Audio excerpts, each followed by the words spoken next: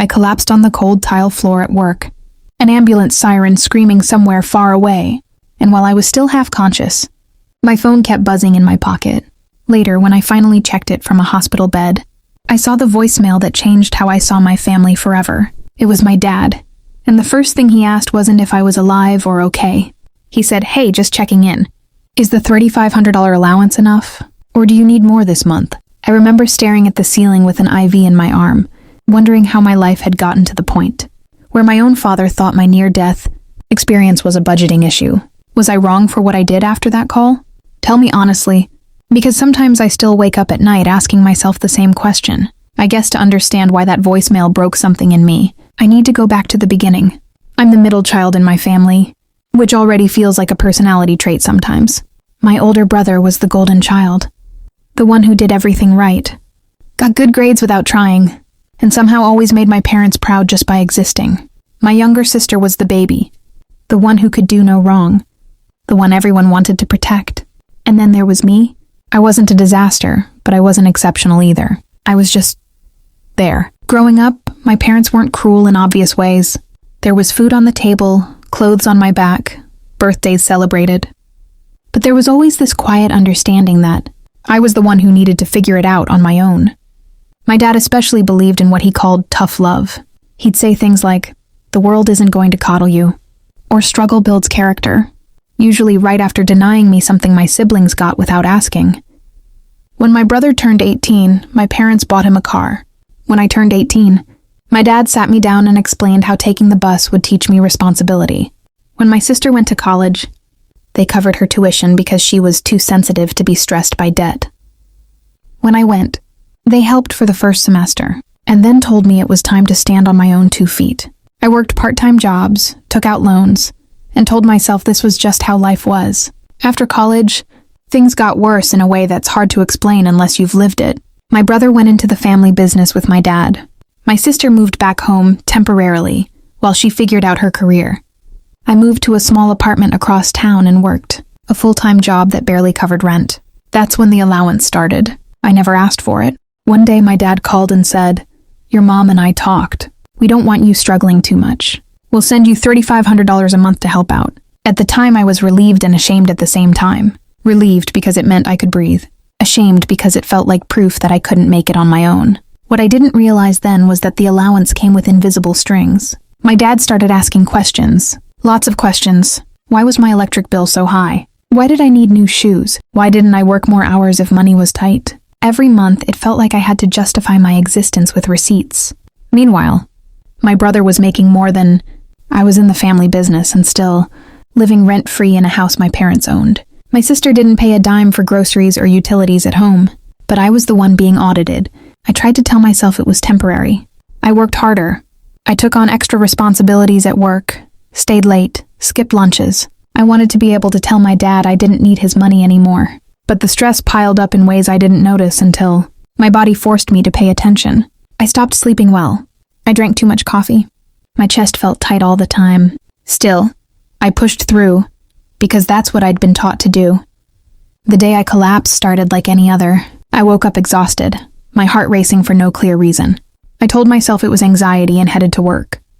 By mid-morning, my vision started to blur. I remember gripping the edge of my desk, trying to steady myself, and then the world tilted. The next thing I knew, I was on the floor, coworkers hovering over me, someone calling my name. An ambulance ride, bright lights, questions I could barely answer. The doctor later told me it was severe exhaustion combined with stress, dehydration, and an underlying heart rhythm issue I didn't know I had. He said very calmly, "Your body hit its limit." Lying in that hospital bed, scared and embarrassed, I checked my phone.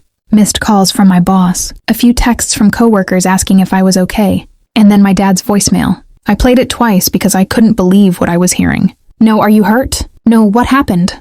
Just a casual check-in about money. Like my collapse was an inconvenience that might require a budget adjustment. I didn't call him back right away. I couldn't. I felt hollow. When my mom finally called later that night, she sounded worried, but even she asked, "Do you think you're working too? Hard because you're trying to prove something?" That question stuck with me, because the answer was yes. I was killing myself trying to prove I deserved the space I took up in my own family. After I got discharged, I had to take 2 weeks off work. Those 2 weeks were the first time in years I slowed down enough to think. I sat in my quiet apartment and replayed my life in my head.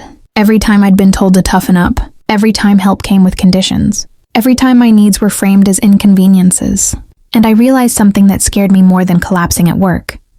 If I kept living like this, nothing would ever change. I would always be the problem to be managed, the expense to be justified. When my dad finally called again, I answered. He asked how I was, but it felt like an afterthought. Then he asked if I'd thought about the allowance, if maybe we needed to restructure it while I was off work. Something in me snapped, quietly but completely. I told him I was done. I said I didn't want the money anymore. There was a long pause, and then he laughed, like I'd made a joke. He said, "Don't be dramatic. You clearly need it." That's when I told him I'd rather struggle on my own than keep feeling like a child. He had to supervise. We argued. He accused me of being ungrateful. He said I didn't understand how hard he'd worked to be able to help me. I said he didn't understand how much his help was costing me. By the end of the call, we were both angry and nothing felt resolved. But I felt lighter, like I'd put down something heavy I'd been carrying for years. Here's where I want to pause and talk directly to you. That was the situation I was in. I was recovering from a medical scare, cutting off my financial safety net, and risking my relationship with my family. Before I tell you what happened next, I want you to stop and ask yourself, what would you have done in my place? Would you have swallowed your pride and kept taking the money? Or would you have walked away like I did? Go ahead and think about it, because the consequences were bigger than I ever imagined.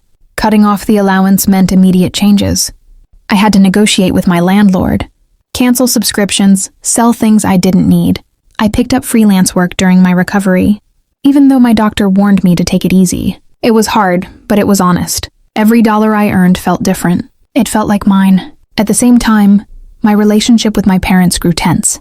My dad stopped calling. My mom would check in, but always with a hint of disappointment, like I'd chosen the hard way just to make a point. Then something unexpected happened. My brother's business venture started struggling. The family business hit a rough patch, and suddenly my parents were stressed in a way I'd never seen before. My sister announced she was moving out and needed help with rent. I watched from the sidelines as the resources that had always been there for them suddenly felt stretched. And for the first time, no one called me to ask for anything. I wasn't part of the equation anymore. Months passed.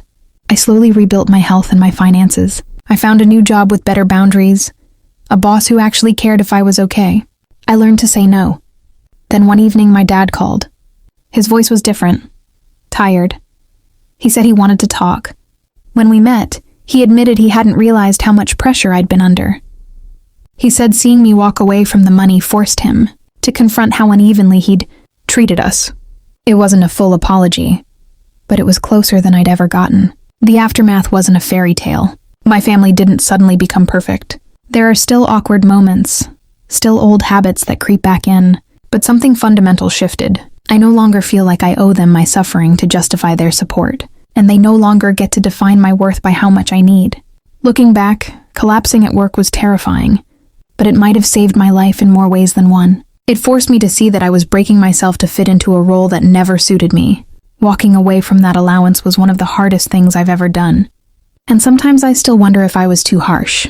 But then I remember that voicemail, the casual way my pain was reduced to a line item, and I know I made the right choice. If there's any moral here, it's that help shouldn't make you feel smaller, and love shouldn't come with a price tag. Sometimes the bravest thing you can do is step into uncertainty and trust yourself to survive it. If you were on my side in this story, like this video, subscribe for more stories like this, because there are plenty more where that came from. And seriously, share your final thoughts on this whole mess in the comments section. I read them and they matter to me. I'll see you all in the next story.